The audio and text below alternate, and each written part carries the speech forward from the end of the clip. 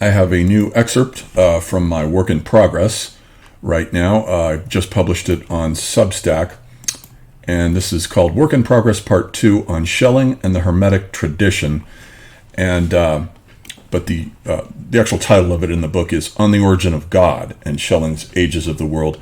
But what I do is, this is the title page to Robert Flood's 1617 Utriusque Cosmi, or How the World Was Made. And I'm going to tie it in with Schelling's sort of philosophical myth of the origins of God that he posits in his Ages of the World, which was never finished, written in 1811. I think he was trying to compete with Hegel's Phenomenology.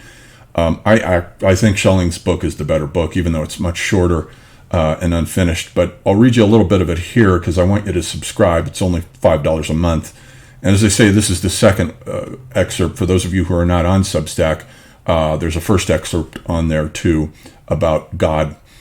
This is from the chapter on God. The great German idealist philosopher F.W.J. Schelling, in his 1811 book, never published in his lifetime, The Ages of the World, created his own cosmology of God, a being which, he says, posited itself into existence in three distinct phases. I would like to do a kind of Rudolf Steinerian blackboard drawing of his narrative, as it will transition us into thinking about origins.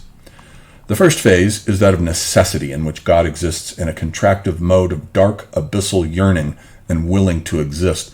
This later becomes Schopenhauer's cosmic will, which he borrowed from Schelling without credit, as the ultimate ground of all being.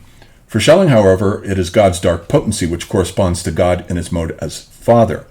So far as I know, Schelling is the only philosopher who ever referred properly to God as an it rather than a he. And I think the use of the word Father is just a convention. He does use the word it. Note the correspondence of this phase with the first of Robert Flood's drawings in his 1617 book Utriusque Cosmi, How the World Was Made. The second potency of God is expansive rather than contractive, and it is God in its mode as love. All things in God's creation are rooted in its love. As Dante said, it is the love that moves the sun and the stars.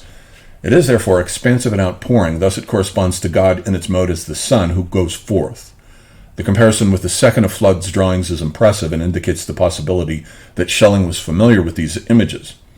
All right, so I'm going to leave it right there. You got to pay $5 if you want to read the rest of it. I think it is worth much more than $5.